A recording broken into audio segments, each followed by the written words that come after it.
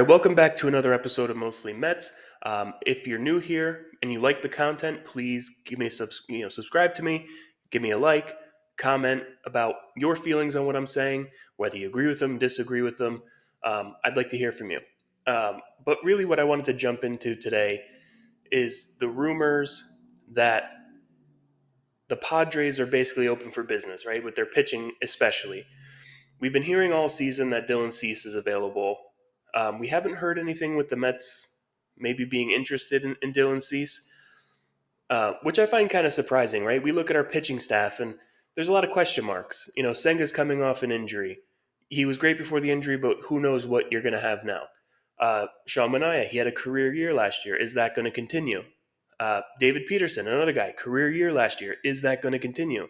Clay Holmes is moving from the bullpen to the starting rotation. Can he do it? Griffin Canning, he's been garbage his whole career. Can they turn him around? Frankie Montas has not been good.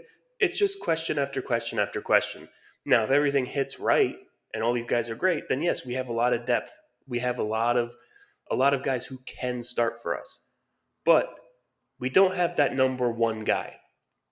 Now, I don't know necessarily that either of the two pitchers I'm going to talk about are number one guys as of right now, but they both kind of have the stuff to be able to be that guy, right? The first guy, obviously Dylan Cease, like I said, the Mets have not been connected to him, even though it's been open that he's available. A guy with 1 year left of control. He's a free agent after next season. He's been very up and down in his career. He basically has had 2 years where he's been kind of a Cy Young candidate, and then every other year of the five have been either average or below average.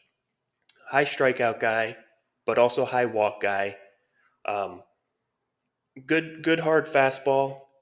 He's kind of just a fastball slider pitcher. Those are his two main pitches that he throws. Between the two pitches, I think it's about 85 to 90% of the time it's either fastball slider. So you think of that, maybe he would like, maybe they could have him add a third pitch. Maybe that would further his career and make him even better.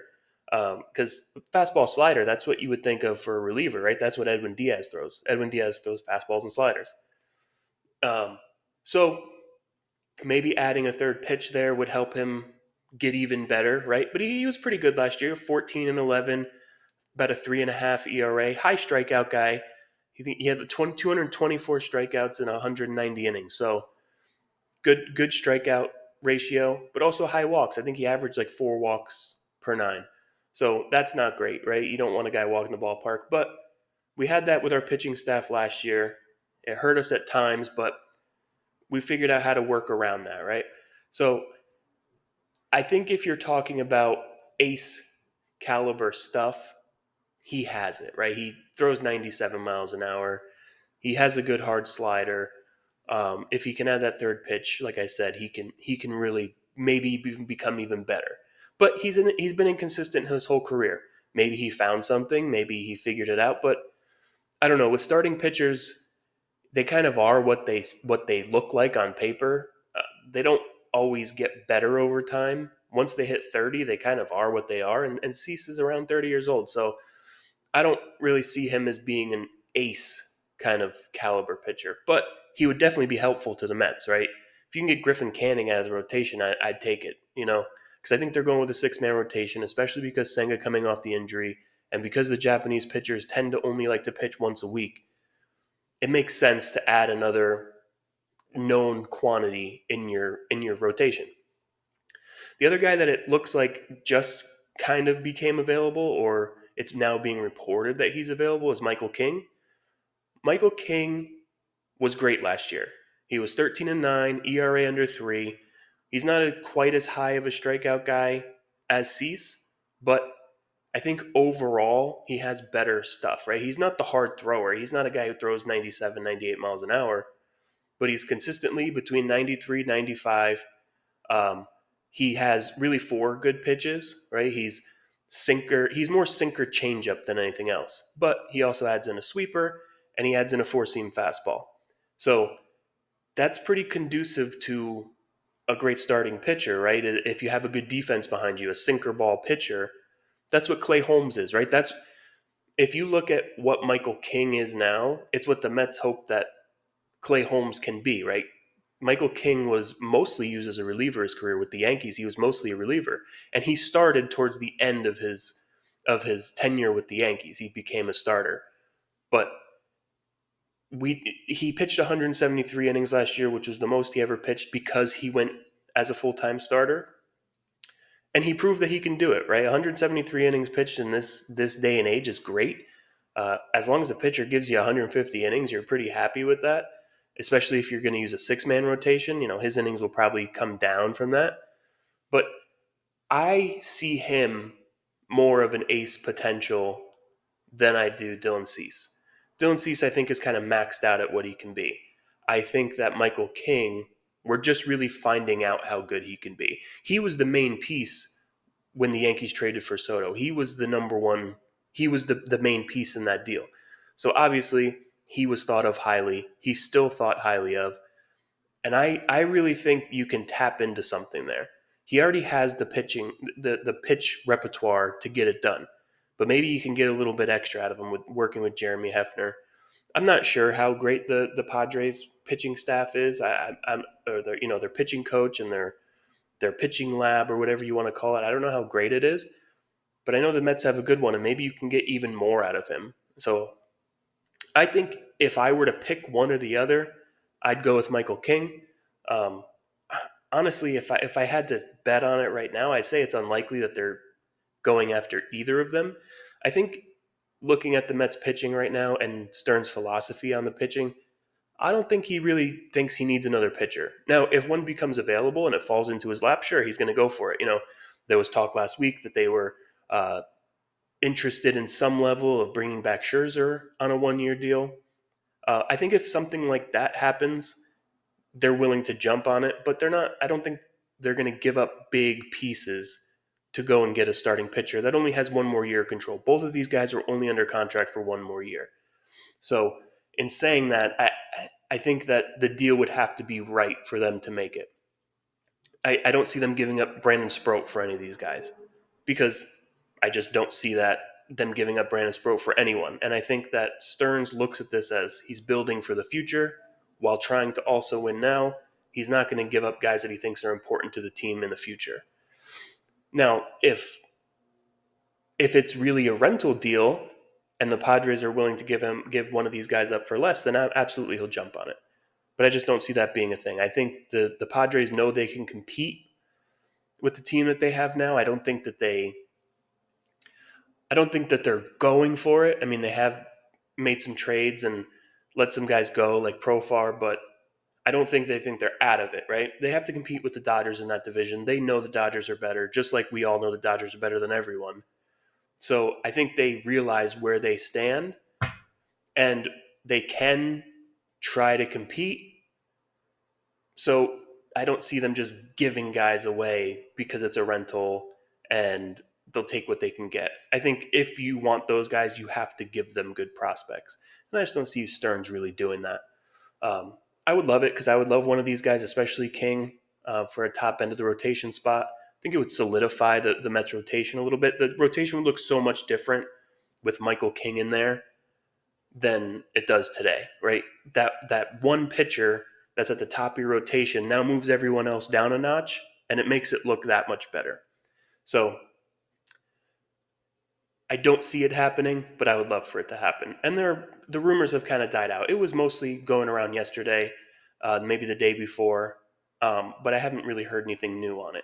But that's also how the Mets operate. You don't hear anything about what they're doing until it's done. Um, so yeah, that's what I wanted to get into there. I think their pitching's pretty much done for the most part, except for relievers.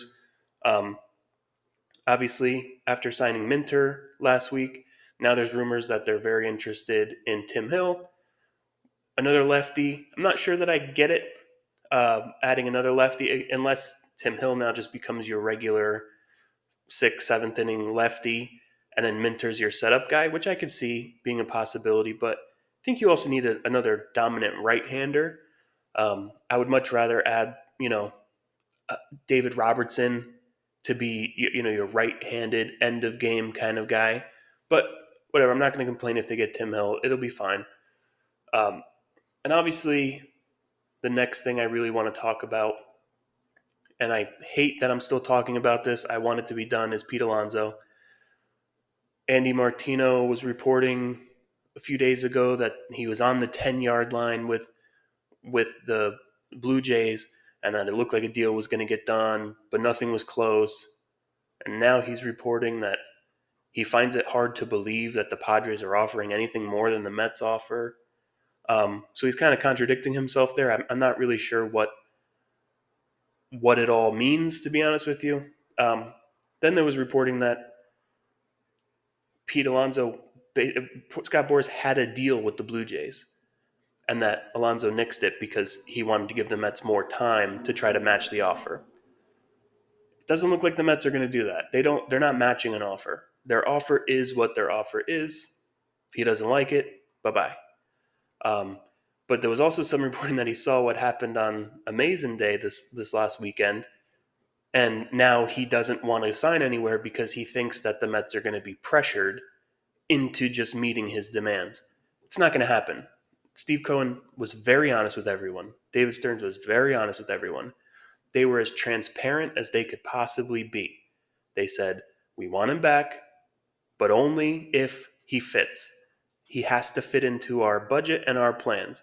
Right now, we have an offer out that does, but we're not going to wait much longer. So he needs to figure it out, basically. If you read between the lines, that's basically what they said. Figure it out. Because we're not moving. We're not budging. We're not going to give up the future or what our plan is just to pay you because you think you deserve it. I know a lot of people are upset about that. My only concern with this whole thing, right? They're obviously playing hardball and they want him back to a certain extent, but they're not willing to blow up the future for it. For all the people who are saying, don't pay him, we don't need him, what's the alternative? We're looking at an alternative of having Brett Beatty play every day. Now, maybe Brett Beatty turns into something, but he's already had multiple chances before, and he's never turned into anything. He's not a prospect anymore. The kid, he's 25 years old now. I don't know if he's 25. Whatever. He's in his mid 20s. He's not a young prospect anymore. We pretty much know what Brett Beatty is. Could he surprise us? Sure, I guess, but that's like a 5% chance. It's not a 70% chance or an 80% chance or even a 50% chance. It's like a 5 or a 10% chance. So to bank on that, I have a problem with, right? I think for the crowd that's bootlicking Stearns at this point, because that's what it seems like, right? And I get it. I love Stearns. I think he's doing a great job. I don't mind if he lets Alonso walk. I understand where the organization is going. But what's the backup plan? And if it's Beatty, that's not good enough. You're basically wasting a year. This offense is not good enough the way it currently sits to compete. Now, I know we're not going to compete with the Dodgers anyway. So maybe they're saying, we understand we're not going to compete. Let's try to go out and try to compete for the division. If we can't get the division, let's get in the wild card. Just get in the playoffs. And then maybe next year we go for it fully. Let's reset the salary, the hard salary level, and go for it next year where we can spend money again. I get it. I understand it. I don't like it, but I understand where they're going. So another thing too is this whole placing blame. It's Alonso's fault. It's Stearns' fault. It's Boris's fault. It doesn't matter. Like Alonso did what he thought was best for him. The Mets are doing what they think is best for them. I don't see why you hate David Stearns for what he's doing or hate Pete Alonso for what he's doing. They're both doing their jobs. And yes, Alonso could override Scott Boras and say, I want to sign that deal with the Mets. Sure, he could, but he's trusting his agent. He's doing what he's supposed to do. Every other player on earth does the same thing. Maybe not every player, but most players do the same thing. This idea that he owes the Mets something is ridiculous. I understand he was offered a long-term contract a year and a half ago. Okay, he bet on himself. He thought he could get more. I don't get it. this is the last time I'm talking about Alonso until he signs somewhere, or unless there's big news or almost a sure thing that he's going anywhere. Just because I'm sick of it, and I'm sure you're sick of hearing about it. But it has to be said, there's new rumors about it. I just we're all over it at this point. I think at this point it's untenable. You can't. I don't think he can come back comfortably now. I don't think that the fans will ever think of him the same way. At least some fans. They'll think that he's a selfish guy or he wanted so much money. It doesn't matter what he wanted. It matters what he gets. Like I don't get the hatred. I don't get the whatever. It's dumb. It's really dumb at this point. It's dumb to hate Stearns for not bringing Alonso back, and it's dumb to hate Alonso for not begging the Mets to come back and take whatever offer they give him. Both sides are dumb. It is what it is. It's a negotiation. And honestly, I don't think Stearns really wants Alonso anyway. I think he will welcome him back if it's on his terms, sure, because it's not going to affect anything for the future. But even if it's over a couple $1,000,000, I think if he thinks it'll affect the future in any way, he's not going to do it. So either way, it doesn't matter. There's no reason to hate either side. They're both doing their jobs. There's really nothing much else going on right now. It's hard to make videos when there's not much happening, but I really wanted to talk about at least some pitching options, and we had to get into the Pete thing. But really, that's it. Please, if you're still here, subscribe, give me a like, give me a comment, letting me know what you think of the whole situation. And until next time, let's go Mets.